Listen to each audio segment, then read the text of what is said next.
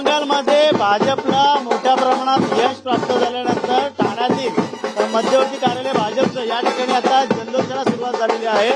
पाहायला गेलं तर या ठिकाणी भाजप ठाणे जिल्हा अध्यक्ष संदीप लेले असेल अनेक पदाधिकारी या ठिकाणी जल्लोष करताना साजरा करताना पाहायला मिळत आहे। आणि या ठिकाणी पाहायला गेलं तर मिठाई वाटप करत ढोल ताशाच्या गजरात या ठिकाणी आता जल्लोष साजरा करताना आपल्याला पाहायला मिळतोय। पश्चिम बंगालमध्ये भाजपला मोठ्या प्रमाणात यश आलेलं आहे। या ठिकाणी ममता बॅनर्जी यांच्या या मतदारसंघात अनेक ठिकाणी पाहिलं तर मतदारसंघामध्ये असलेल्या पश्चिम बंगालमध्ये भाजपने कशा प्रकारे यश मिळवलं या संदर्भात बातचीत करणार आहोत आपण। या ठिकाणी संदीप लेलेजी कसा यश आलेला आहे, कसं बघतात एक जल्लोष साजरा करतात? आज प्रथमच गेले 2 निवडणुका प्रयत्न केल्यानंतर पश्चिम बंगालमध्ये भारतीय जनता पार्टीला अभूतपूर्व यश मिळालेलं आहे।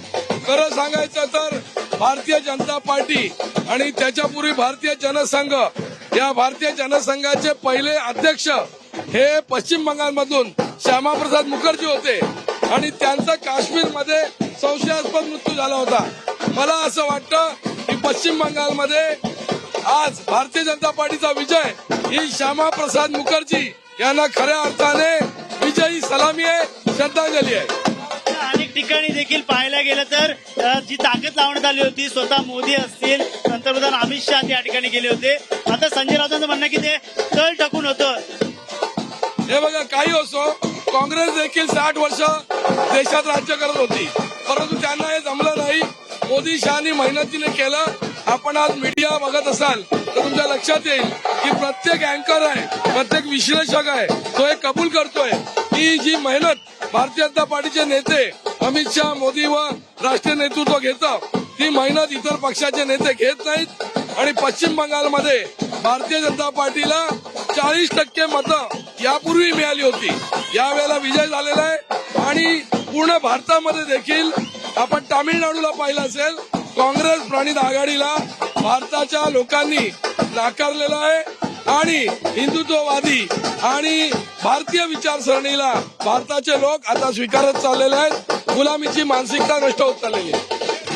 या ठिकाणी जल्लोष करताना काय महिला दिसत आहेत आणि या ठिकाणी आपण जल्लोष करताना पाहायला मिळत आहे। जल्लोष साजरा करता एक आनंद आहे, खूप मोठा आनंद आहे। अतिशय ऐतिहासिक असा हा विजय जल्लोष आमच्या सर्वांसाठी आहे, सर्व महिलांसाठी देखील। मला असं वाटतं ममता दीदींचा तो अत्याचार, अन्याय याच्या विरुद्ध जनतेने कौल दिलाय आणि विकासासाठी विजनरी असं मतदान करून भारतीय जनता पार्टीला ऐतिहासिक असा विजय केलेला आहे।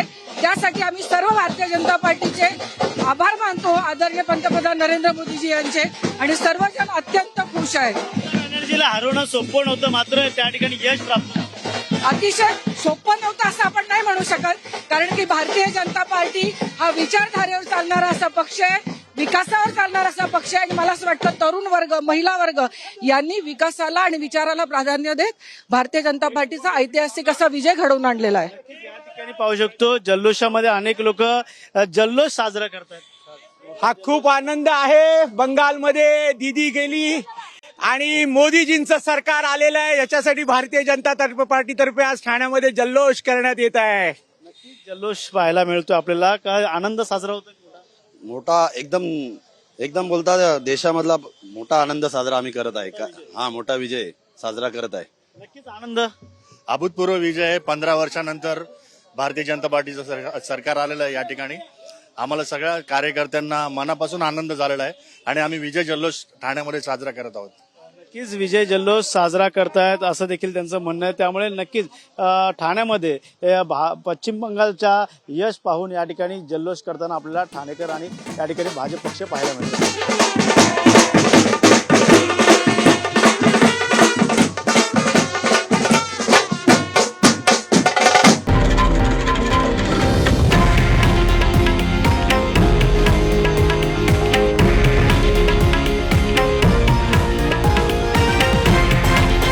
हे आहे देशातील नंबर 1 न्यूज नेटवर्क आणि आपण पाहत आहात TV9 मराठी, एकमेव।